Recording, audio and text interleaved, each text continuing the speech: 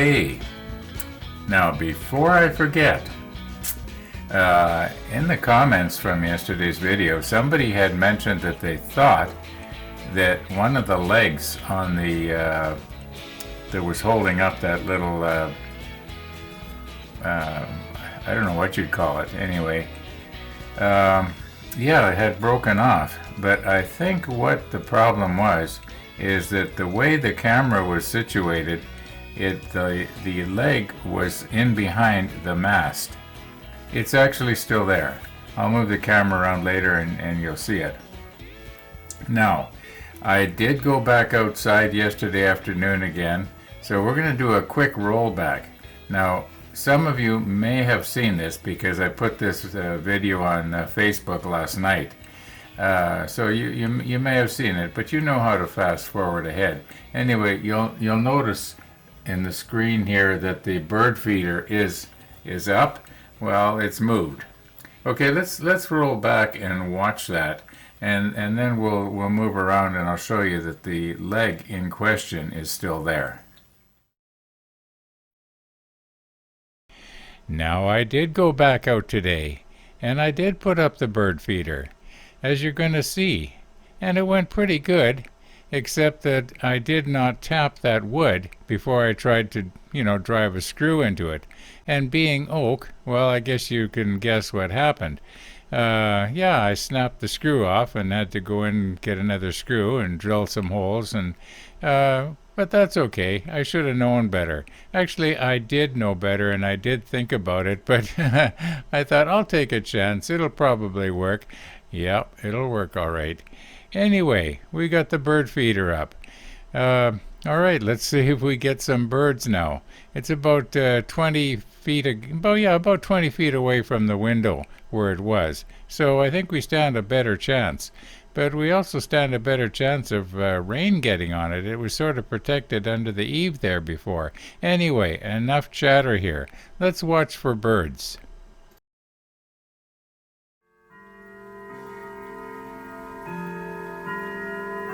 Okay, I think that this is what that viewer was talking about. It's kind of hard to get at. I have to straighten it anyway.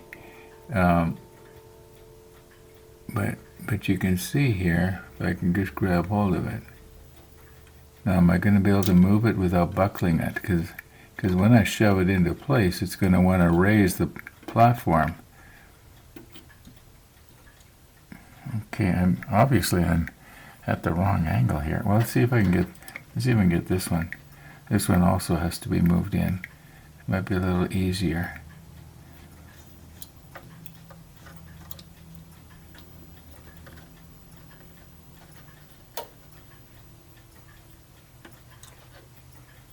Just a little bit more here.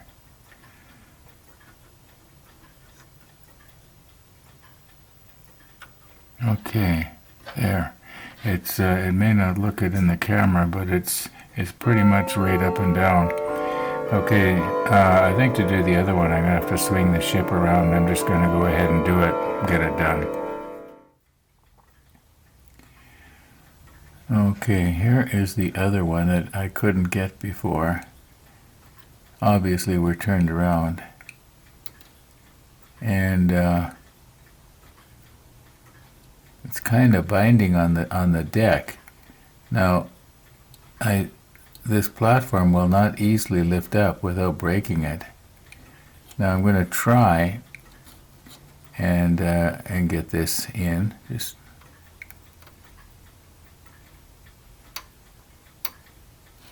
okay. Maybe bend it just a little bit at the top here.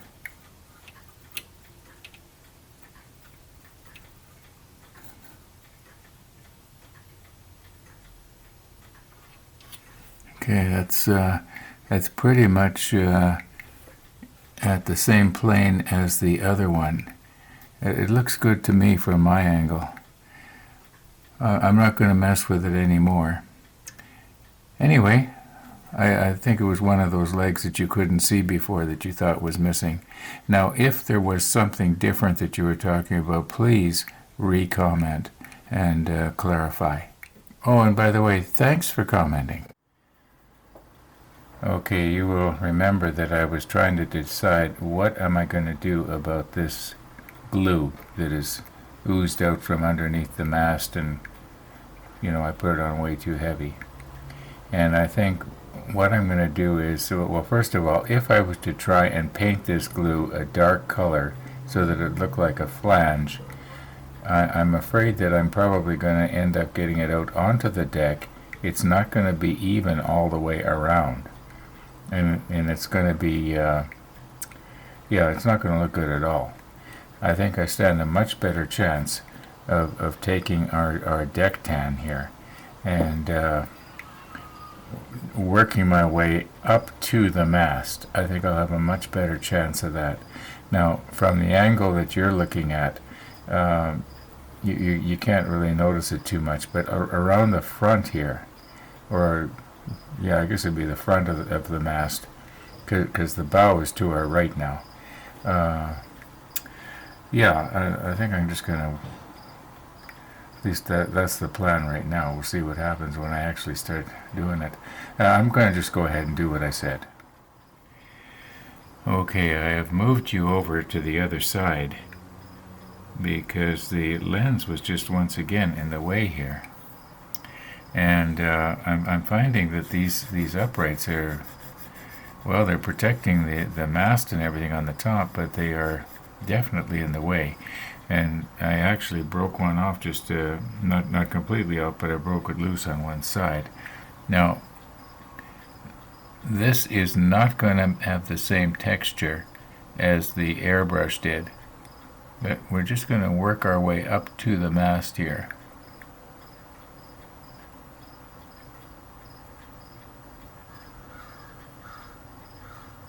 And on the other side, you may remember there was a mushroom vent. Well, I was noticing that there was a glue showing there too, so let's just touch that up. I know you can't see it, but I think it's going to be okay. Now, I'm not going to try and get in on the other side here, on the back side of this. I think what we'll do is, you know what? I can see I'm going to have to give this a second coat. That was sure stupid on my part to put that glue on so heavy.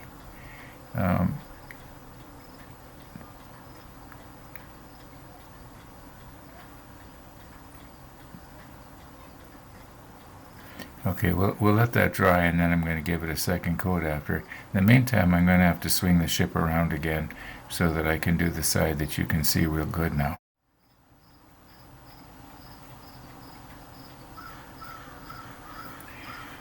Okay, we have swung the ship around, and you are now looking at the side that I just painted a moment ago.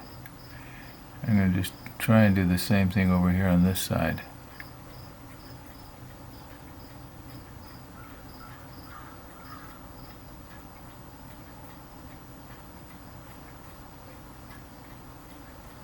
Trying not to go up the mast.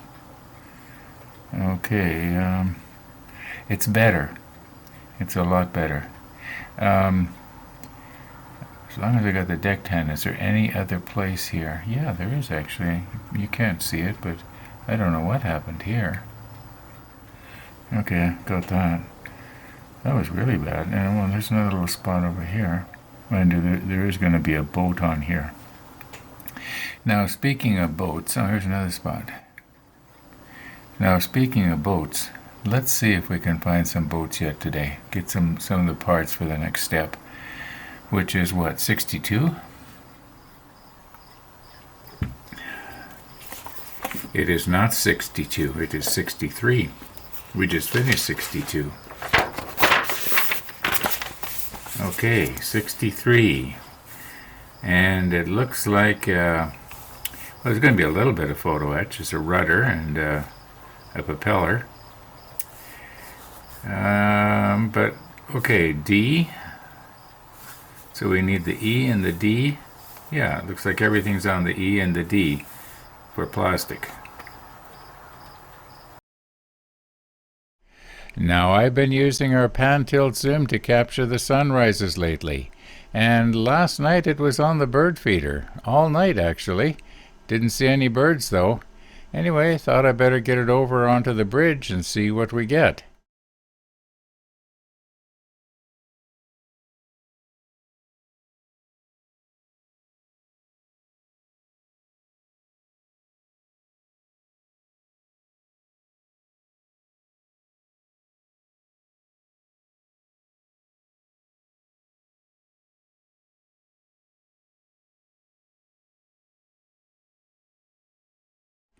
And for a while there, I thought that possibly we were going to actually see something, but then it just sort of, you might say, dwindled out.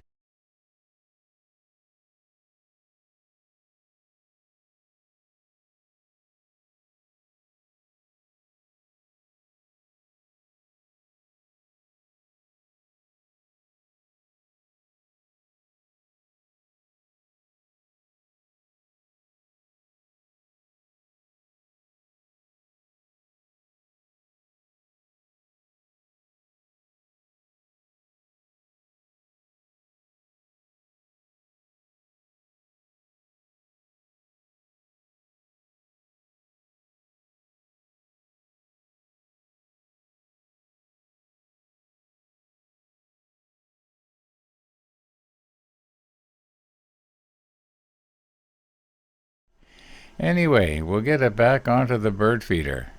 Now, speaking of the bird feeder, here's an update.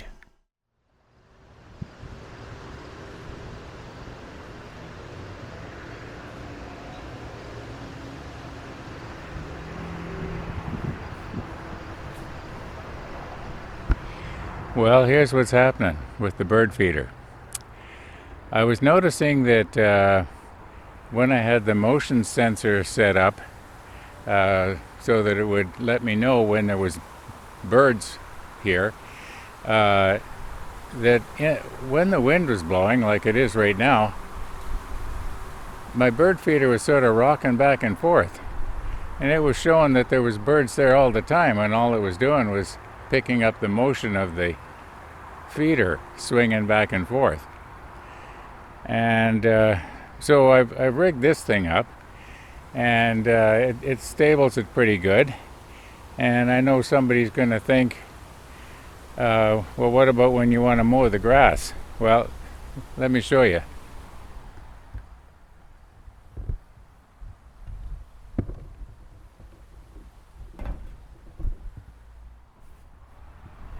Okay, that wasn't rocket science, was it?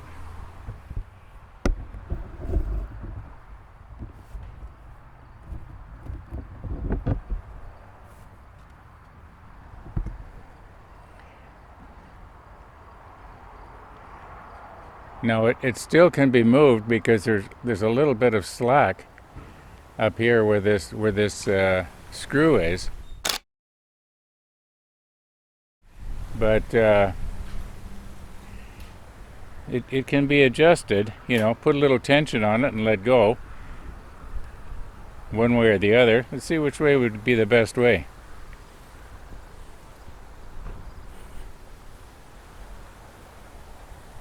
I would think have it sort of push that way.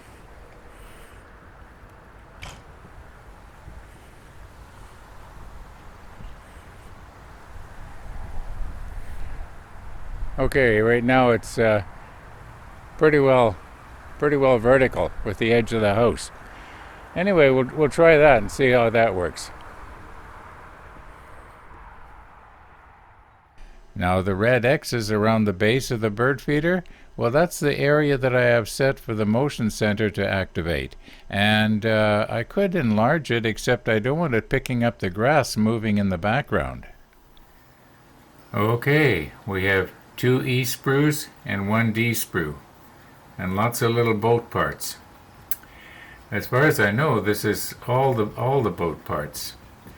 But you know, a moment ago, I was noticing that in the manual, each one of these is numbered. I'm thinking that possibly some of these boats might be so similar that when it comes to positioning them on the deck, like it says, like for instance, this is number 20. Now obviously number 20 is quite distinctively different, but I'm thinking maybe I should be getting myself some tuna fish tins here, and taking some of my little labels, and just get ready here with all the different tin numbers. Yeah,